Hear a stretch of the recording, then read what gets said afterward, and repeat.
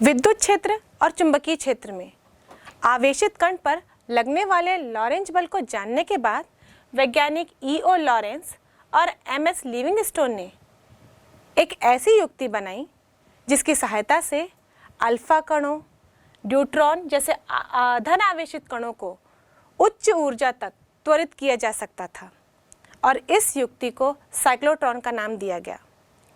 Cyclotron बहुत ही important topic है examination point of view से। इस टॉपिक से जुड़े हुए आंकिक प्रश्न या ये टॉपिक पूरा एग्जाम में पूछा जाता है। ये बहुत ही लंबा टॉपिक है, तो एग्जाम में जब इसमें प्रश्न आते हैं तो बच्चों इसमें ध्यान दीजिएगा कि इसमें क्या क्या पूछा जा रहा है। इसमें जितनी बातें पूछी जा रही हो केवल उसी को ही आंसर करें, वहीं तक ही आप डेरिवेशन को सॉल्व करें। तो सबसे पहले इसकी परिभाषा आती है। तो साइक्लोट्रॉन एक ऐसी युक्ति है जिसकी सहायता से धन आवेशित कण जैसे अल्फा और न्यूट्रॉन को उच्च ऊर्जा तक त्वरित किया जाता है।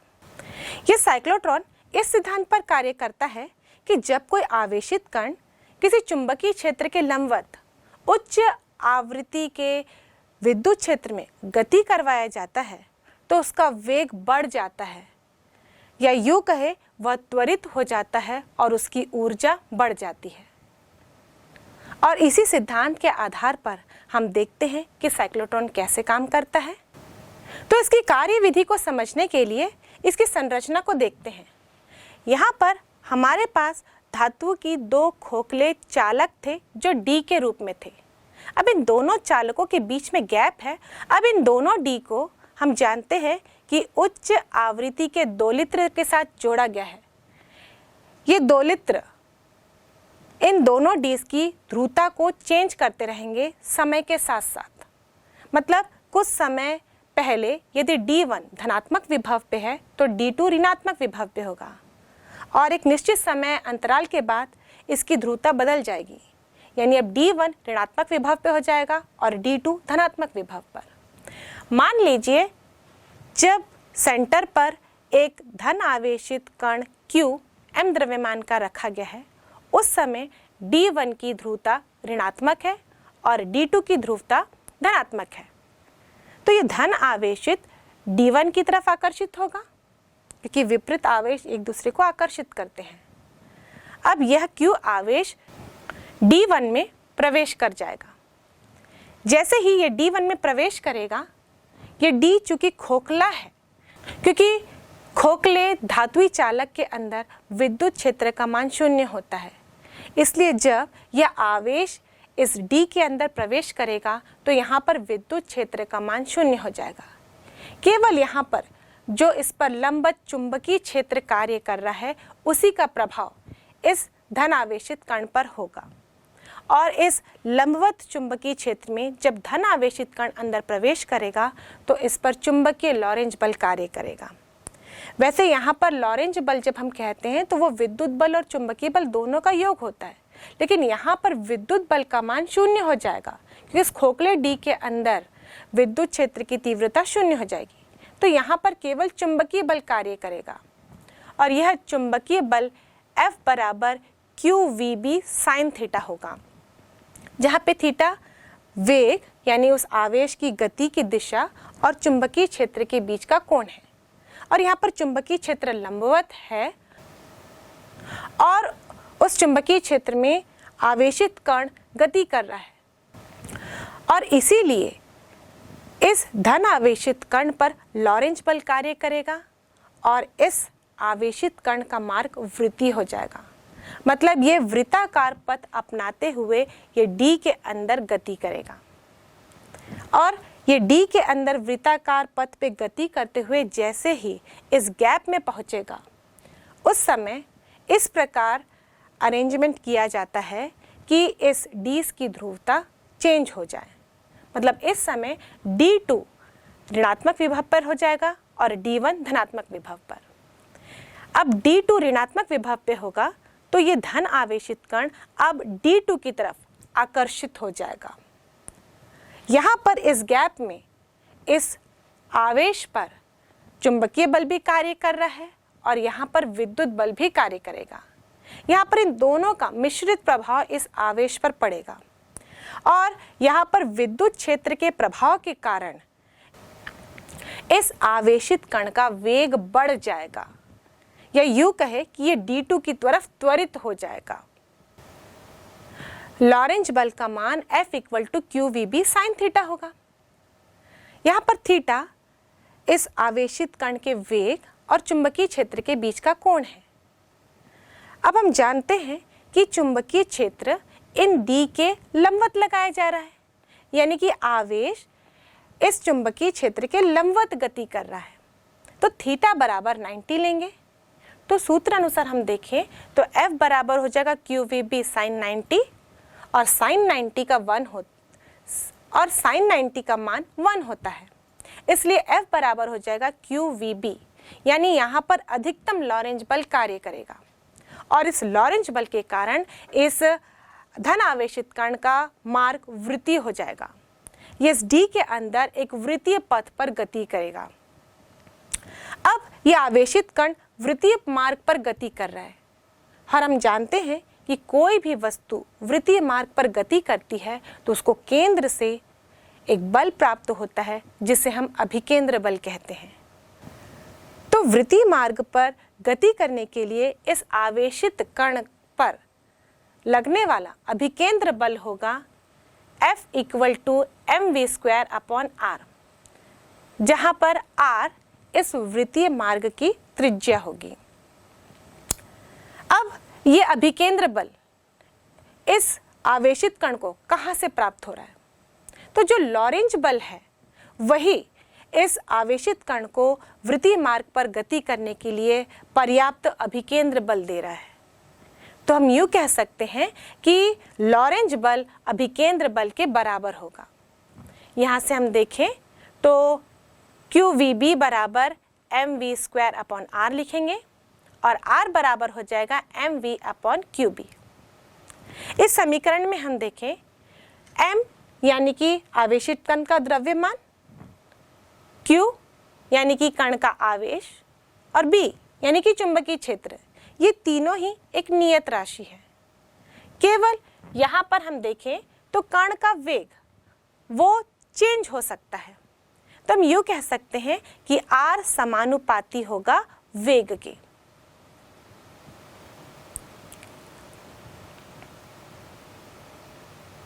यानी कि कण का वेग यदि बढ़ता जाएगा तो इस वृत्तीय मार्ग की त्रिज्या भी बढ़ती जाएगी।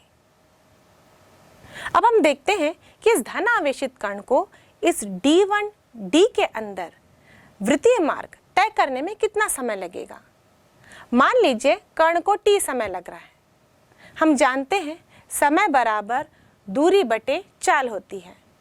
यहाँ पर कण D के अंदर एक अर्धवृत्ताकार रूप में गति कर रहा है, यानी कि इसके द्वारा तय किए गए पथ की लंबाई एक अर्धवृत्त की परिधि है और अर्धवृत्त की परिधि होती है πr।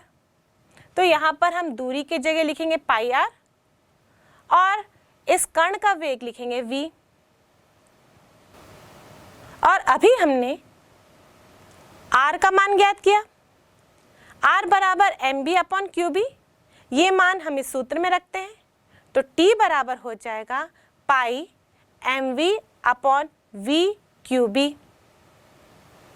यहाँ से v और v कैंसिल करेंगे तो हमें t बराबर मिलेगा पाई m/QB।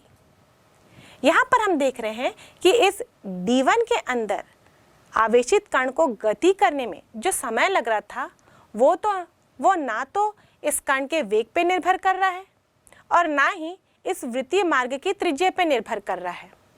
वो केवल आवेशित कण के द्रव्यमान पर, आवेशित कण के आवेश पर और चुंबकीय क्षेत्र पर ही निर्भर कर रहा है। या यूं कहे कि इस t का मान फिक्स है और इसीलिए तो हम इस d की दोलन आवृत्ति को फिक्स कर सकते हैं। एक निश्चित दोलन आवृत्ति में ही यह साइक्लोट्रॉन काम करता है, क्योंकि अब जब ये गैप तक आता है एक अर्धवृत्त तय करते हुए D1 में, इस समय दोनों D's की ध्रुवता बदल जानी चाहिए, यानी कि अब D2 को ऋणात्मक हो जाना चाहिए और D1 को धनात्मक। तभी तो ये धन आवेशित कण ये D2 की तरफ आकर्षित होगा, और ऐसा ना हुआ तो ये साइक्लोट्रॉन काम नहीं करेगा। और साइक्लोट्रॉन का यह काम करना तभी संभव हो पाता है जब इस खोखले D के अंदर लगने वाला समय वो फिक्स हो। यहाँ पर हम देख रहे हैं कि इसी समय के आधार पर ही हम इस दोलन आवृत्ति को फिक्स कर सकते हैं ताकि ये साइक्लोट्रॉन अच्छे से काम करे। अब मान लीजिए ये आवेशित कण एक गैप में पहुंच गया और इस समय ध्रुवता चेंज हो गई। D2 अब ऋणात्मक विभव पे है, D1 अब धनात्मक में। अब इसके कारण इस गैप में ये आवेशित कण विद्युत क्षेत्र का प्रभाव भी अनुभव करेगा और चुंबकीय क्षेत्र का प्रभाव भी अनुभव करेगा, और यहाँ पर यह आवेशित कण D2 की तरफ त्वरित हो जाएगा, यानी कि इसका वेग बढ़ जाएगा। और अभी हमने समीकरण से जाना कि जो वृत्तीय मार्ग की त्रिज्या होती है वह वेग के समानुपाती होती है। अब जैसे ही ये आवेशित कण जिसका वेग बढ़ चुका है ये D2 के अंदर प्रवेश करेगा, तो फिर यहाँ पर इस खोखले D2 के अंदर विद्युत क्षेत्र का मान 0 हो जाएगा, लेकिन लंबवत चुंबकीय क्षेत्र इस पे कार्य कर रहा है, तो फिर यहाँ पर लॉरेंज बल लगेगा, और इस लॉरेंज बल के कारण इस कण का पथ वृत्ताकार हो जाएगा। लेकिन यहाँ पर चूंकि इस कण का वेग बढ़ चुका था तो इस वृत्ताकार पथ की त्रिज्या भी बढ़ जाएगी, यानी D1 की तुलना में अब D2 में प्रवेश करने के बाद इसके वृत्तीय मार्ग की त्रिज्या बढ़ चुकी होगी, और इस प्रकार ये D2 में भी अर्धवृत्त तय करते हुए फिर गैप के पास पहुंचेगा। जब ये गैप के पास पहुंचता है उस समय फिर इस निश्चित समय अंतराल के बाद, समय अंतराल यानी कि इस D के अंदर इस आवेश की गति करने के समय वो निश्चित है। D1 में जितने समय में उसने गति किया था D2 में भी वो उतने समय में ही गति करेगा। अब D2 में जब वो उतने ही समय में गति करेगा, इसकी त्रिज्या बढ़ चुकी है, तो अब उतने ही समय में उसको बाहर आने के लिए उसका वेग और ज़्यादा बढ़ जाएगा। अब यहाँ पर जैसे ही वो गैप में पहुँचता है फिर दोनों डिस्क की ध्रुवता चेंज हो जाती है, D1 फिर ऋणात्मक विभव पे हो जाता है और D2 धनात्मक में। अब यहाँ पर इस गैप में फिर से वो कण विद्युत क्षेत्र और चुंबकीय क्षेत्र दोनों का अनुभव करेगा, और विद्युत क्षेत्र के प्रभाव से वो त्वरित हो जाएगा, और जैसे ही D2 के अंदर पहुँचेगा वहाँ पर पुनः विद्युत क्षेत्र शून्य होने के कारण केवल चुंबकीय क्षेत्र कार्य करेगा और उसका पथ फिर से वृत्ताकार हो जाएगा। चूंकि इस गैप में वो त्वरित हो चुका था, उसका वेग बढ़ चुका था, इसलिए अब D2 में जब पुनः प्रवेश करेगा तो उसका मार्ग और भी बढ़ जाएगा, और ये प्रक्रिया चलते जाएगी। और इस प्रकार हम देखेंगे जब वो डीस के अंदर प्रवेश करते जाता है हर बार उसकी त्रिज्या बढ़ती जाएगी। इसका मतलब वो वृत्ताकार पथ पे गति नहीं कर रहा है, बल्कि उसका पथ स्पाइरल होते जा रहा है, यानी कि धीरे धीरे धीरे धीरे बढ़ते जा रहा है। और जब उसका मार्ग सबसे बड़ा हो जाता है, यानी डीस के किनारों पर पहुंच जाता है, उस समय उसकी वेग भी सबसे अधिक होगी, यानी कि उसकी ऊर्जा सबसे अधिक होगी, और उस समय इसे एक छोटी सी खिड़की से बाहर निकाला जाता है और जहां भी टारगेट है उस तक इसको पहुंचाया जाता है। तो इस प्रकार हमने जाना कि साइक्लोट्रॉन की गतिज ऊर्जा अधिकतम तब होगी जब उसका वृत्तीय पथ का मार्ग अधिकतम होगा, क्योंकि अधिकतम त्रिज्या वाले मार्ग में ही उसका वेग सबसे अधिक था। तो इसकी अधिकतम गतिज ऊर्जा E मैक्सिमम बराबर होगी half m v maximum square, और v मैक्सिमम कब होगा? जब r मैक्सिमम है। हम त्रिज्या के फॉर्मूले से जान रहे हैं r बराबर होता है mv अपॉन qb, तो v बराबर होगा qb r अपॉन m। तो मैक्सिमम वेग के लिए त्रिज्या भी मैक्सिमम होनी चाहिए, तो हम v मैक्स बराबर लिखेंगे qb r max upon m, और ये मान इस समीकरण में रखने पर हमें मिलेगा E मैक्सिमम बराबर half m qb r maximum upon m का होल स्क्वायर।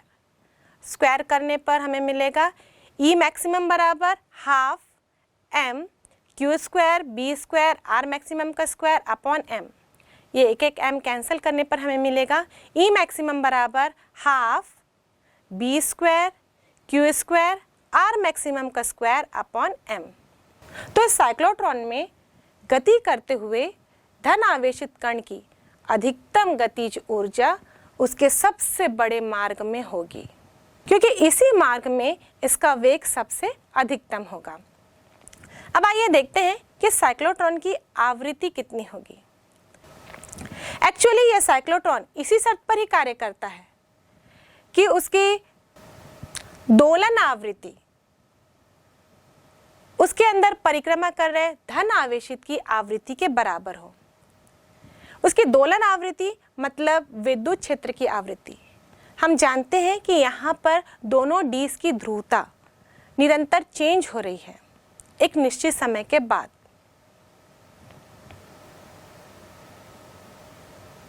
मान लीजिए इस दोलित्र का दोलन काल t है, तो t/2 समय पश्चात यानी कि जब इसका दोलन काल आधा होगा तब उसकी ध्रुवता चेंज हो जाएगी, प्लस वाला माइनस में और माइनस वाला प्लस में चेंज हो जाएगा।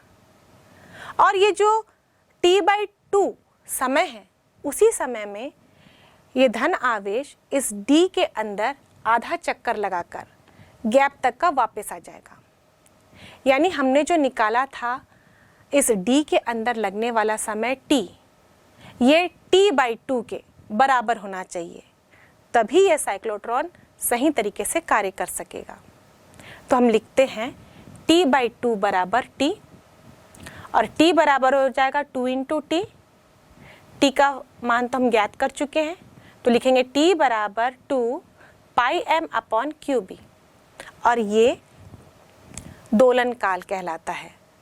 यानी कि इतने समय में ही ये धन आवेशित कण इस साइक्लोट्रॉन का एक चक्कर लगाएगा, मतलब ये दोनों डीज के अंदर परिक्रमा कर कर उसी पोजीशन के पास पहुंच जाएगा, यानी वापस उसी गैप में पहुंच जाएगा।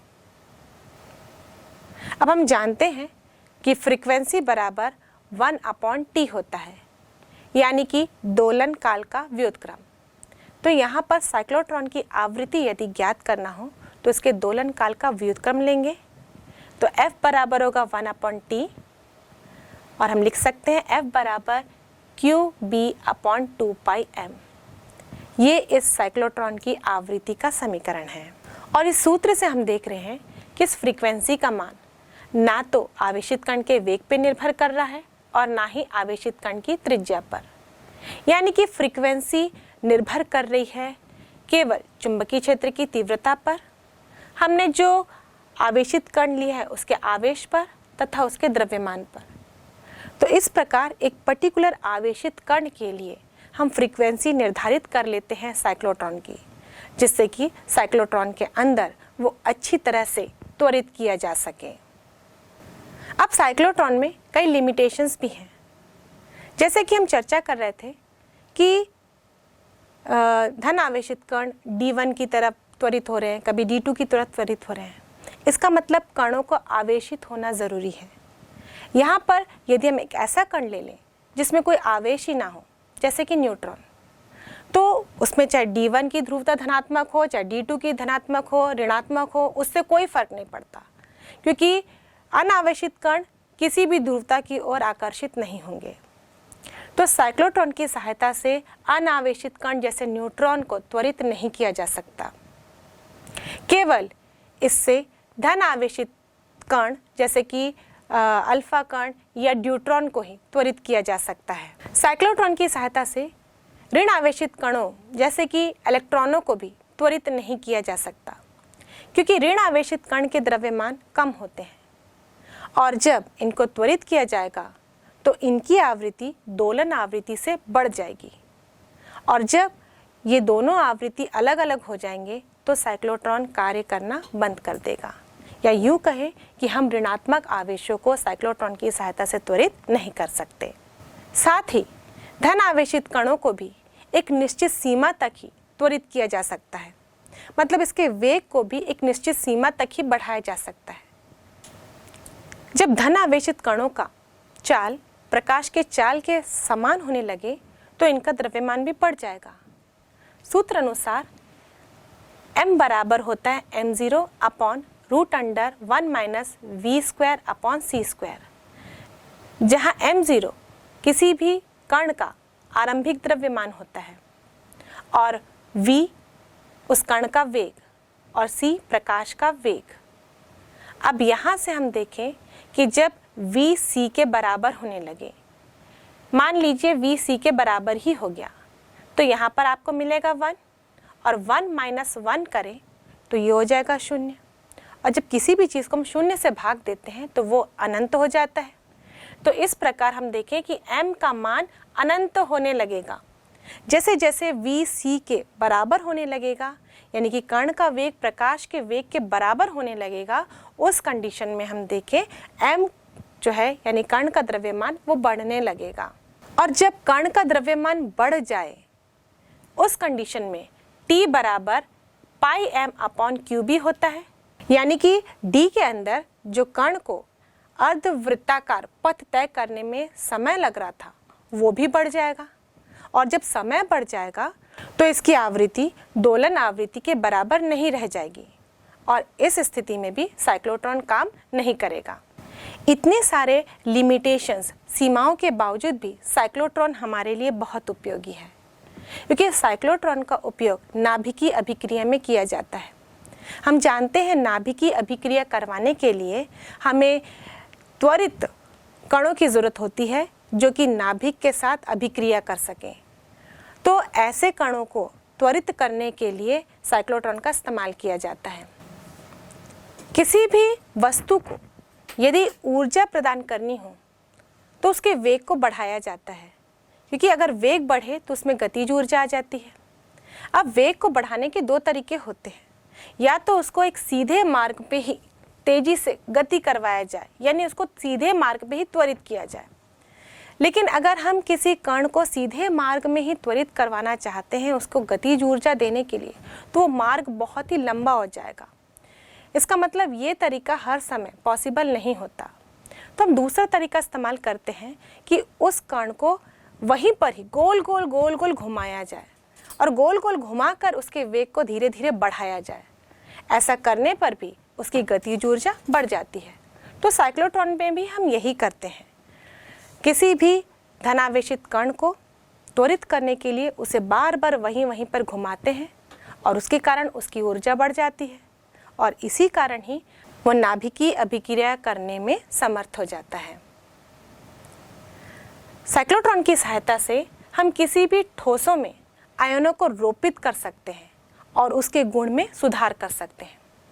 साथ ही किसी भी रेडियो एक्टिव पदार्थ को भी इसकी सहायता से उत्पन्न किया जा सकता है, क्योंकि ऐसे गतिशील, ऐसे त्वरित उच्च ऊर्जा वाले जब कण किसी भी नाभिक के साथ क्रिया करते हैं तो इससे नए रेडियो एक्टिव पदार्थ भी उत्पन्न हो सकते हैं।